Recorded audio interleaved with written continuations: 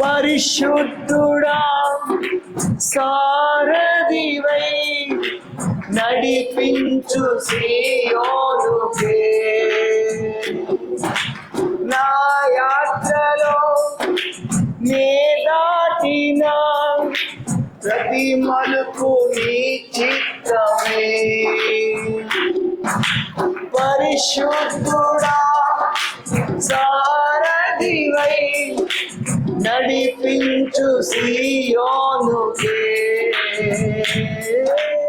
నా యాత్రలో నే దాటిన ప్రతి మలుపు నీ చిత్తమే నా విశ్వాసము నీపై ఉంది విజయమునే చాటెదా నా విశ్వాసము నీపై నుంచి విజయమునే చాటెదా నా ప్రతి క్షణము ఈ భావనతో గురి యొద్దకు సాగెదా నా ప్రతి క్షణము ఈ భావనతో గురి యొద్దకు సాగదా యేసయ్యా యేసయ్యా నీ కృపా చాలయ్యా నా విశ్వాసము నీపై ఉంది విజయమునే చాటెదా నా విశ్వాసము నీపై నుంచి విజయమునే చాటెదా ఉపేక్షించుకునేటువంటి అర్పణ కలిగినటువంటి సమర్పణ కలిగినటువంటి విశ్వాసం అయితే విజయం దావీదులాగా చాటి ఒక దావీదు నిలబడి విజయాన్ని చాటిస్తే విశ్వాసం దేవుని గురించి విజయాన్ని చాటిస్తే సౌలు దాక్కున్నాడు, బయటకు వచ్చినాడండి. పిల్లలందరూ తలెత్తుకున్నారు సార్. ఒక దావీదు తన అర్పణ చేత ఒక్కటే నువ్వు వాట్ అబౌట్ యూ, నిన్ను గురించి ఏంటిది, నిన్ను గురించి ఉపేక్ష ఉందా, నీకు సరి చేసుకునేటుందా, నీ అర్పణ సరి చేయబడుతుందా, నీ అర్పణ పరిశుద్ధపరచబడుతుందా? నువ్వు సరిగ్గా లేకుండా, నీకు సమర్పణ లేకుండా, నీకు ఉపేక్ష లేకుండా, దేవునితో కొనసాగకుండా నీకు జయం అంటే వస్తుంది. ఎవరు నీకు చెప్పండి? సరి చేసుకుంటే, విశ్వాసం దేవుని పైన ఉంచితే, ఉపేక్షించుకుంటే, మళ్ళీ దేవునికి నువ్వు చెందితే, నీ అడుగులు ఆయనని వెంటాడితే పూర్వ విజయంలో చాటుతావు.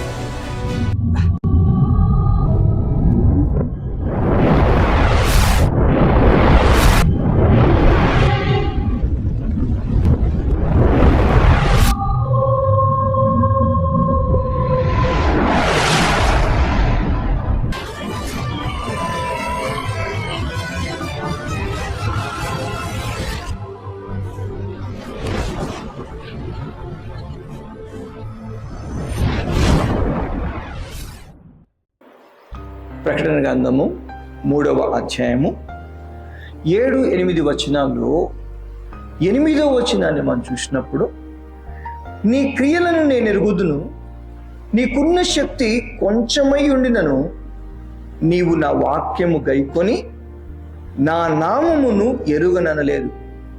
ఇదిగో తలుపు నీ ఎదుట తీసియుంచి ఉన్నాను, దాన్ని ఎవ్వడును వెయ్యనేరడు. ఆయన హృదయము ఈ సంఘము ఎడల ఎంత తన్మయమైంది, ఎంత సంతోషించినాడు. నాకు తెలిసిన ఒక దైవజనుడు అంటాడు, నా తపనంతా ఒకటే అన్నా, నా తపనంతా ఒకటే. అదేంటంటే, నా దేవుడు నేను ఆయన సన్నిధికి వెళ్ళినప్పుడు ఆయన నా భుజాన్ని ఇలా తట్టి, బల మంచి దాసుడా అంటే ఇంకంతే చాలా. సైకిల్ వేసుకొని పల్లెలకు వెళ్ళిపోయి,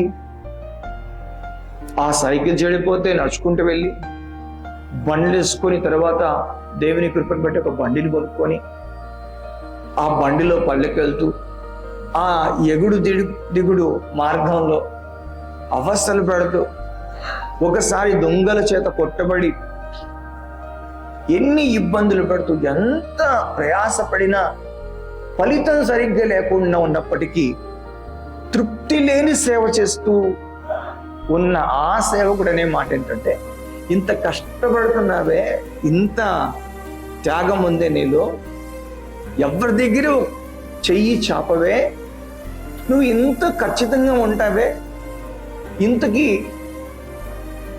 నీ ఆశ ఏంటి, నువ్వు ఇంతగా ఉండడానికి గురి ఏంటిదంటే ఏమనంటాడంటే, నా యేసయ్య నాతో బల మంచి దాసుడా అనాలట. ఆ మాట యేసయ్యతో అనిపించుకోవడం అంటే ఎంత గొప్ప భాగ్యం చూడండి. వీళ్ళు మనలాంటి వాళ్ళే, వీళ్ళేమో అధిక శక్తిమంతులేం కాదు, కానీ మనలో ఎంతమందితో దేవుడు ఈ మాట అంటాడో తెలుసు, కానీ వీళ్ళు మాత్రం ఈ మాట అనిపించుకున్నారు. ఏమనిపించుకున్నారు? నీ క్రియలను నేను ఎరుగుదును. ఈ సంఘాలన్నీ అక్కడక్కడ ఉంటాయి. ఈ సంఘం పేరు ఫిలదెల్ఫియా, అంటే సహోదర ప్రేమ అని అర్థం. సహోదర ప్రేమ. సహోదర ప్రేమ ఎక్కడుంటది? అందరిలో సహోదర ప్రేమ ఉంటుందా? యోహాను మొదటి పత్రిక చూసినప్పుడు ఆ మొదటి పత్రికలో చాలా వరకు సహోదర ప్రేమ గురించి మాట్లాడుకుంటూ వస్తాడు యోహాను. దేవుని మూలంగా పుట్టిన వాడే సహోదర ప్రేమ కలిగి ఉంటాడండి.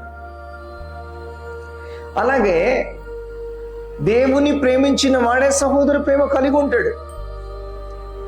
ఎవరిలో సహోదర ప్రేమ ఉంటుందంటే, క్రియ చేత ప్రేమ కలిగి ఎవరుంటారో వాళ్ళలోనే సహోదర ప్రేమ ఉంటుందండి.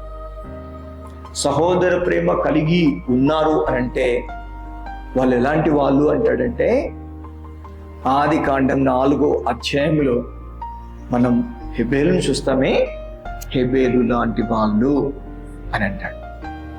సహోదర ప్రేమ ఎవరిలో ఉంది అంటే, ఇదిగో హెబేలులో ఉంది. మరి ఎవరిలో లేదు?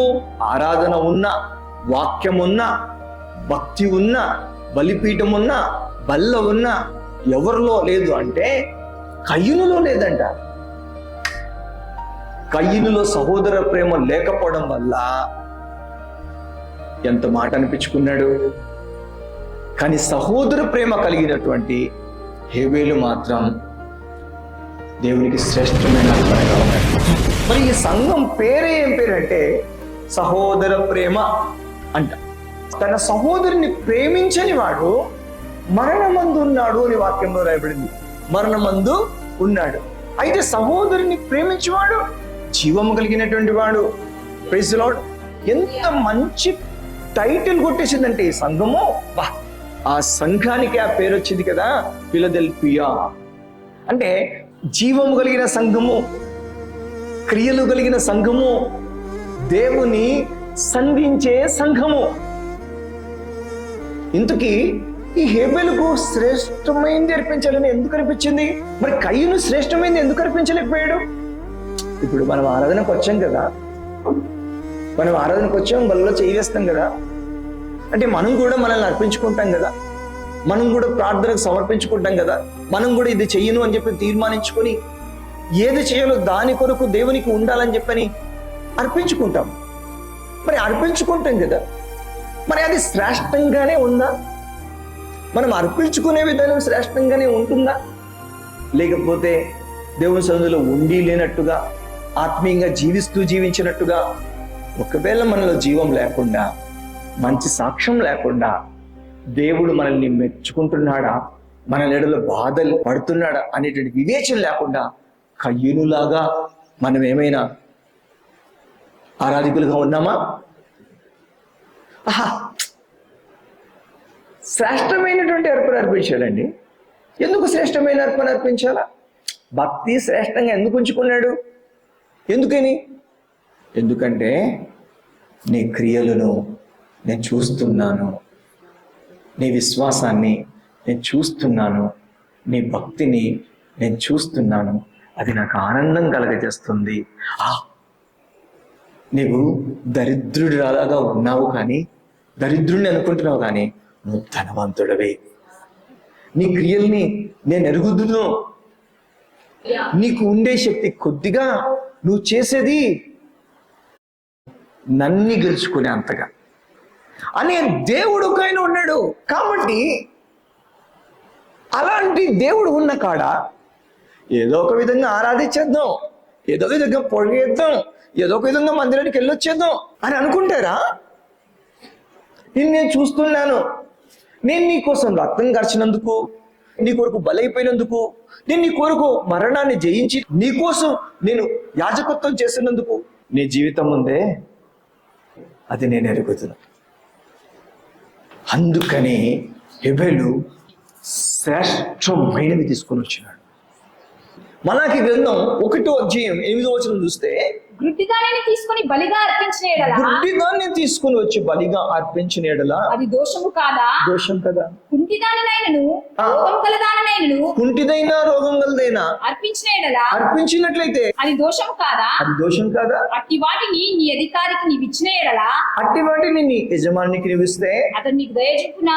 అతడి దగ్గర నుంచి నీకు దయ వస్తుందా? నిన్ను అంగీకరించునా? నిన్ను అంగీకరిస్తాడా అని సైన్యములకు అధిపతియగు యెహోవా సెలవిచ్చును. ఇప్పుడు నువ్వు అర్పించే అర్పణ ఉందే, నీ క్రియలు ఉన్నాయే, నీ జీవితం ఉందే, ఈ జీవితం ఒక అవిటి అర్పణ లాగా ఉందనుకో, నేను నిన్ను ఒప్పుకుంటానా? పోనీ నువ్వు ఇట్లా నీ పై వాళ్ళ దగ్గర కానీ, నీకు నిలబడిన వాళ్ళ దగ్గర కానీ నువ్వు ఇట్లా ఒకవేళ ఉన్నట్లయితే వాళ్ళు నిన్ను అంగీకరిస్తారా? ఇలా దేవుడి బాధకి జనులు కారణమవుతున్నట్టుగా మళ్ళా గ్రంథంలో చూస్తున్నాం. అటువంటి దేవుని ఎదుట ఈ ఫిలదెల్ఫియా సంఘం అంట తన క్రియలు ఎరగబడినట్లుగా శక్తి కొద్దిగున్నా కూడా ఆయన నామమును ఎరుగనలేదంట.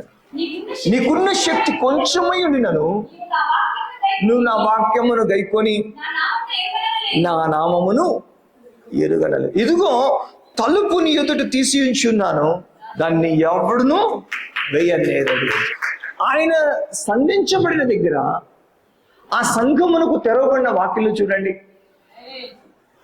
ఇంతటికి కారణం ఏంటంటే లూకా సువార్తలో 14వ అధ్యాయంలో మనం చూసినప్పుడు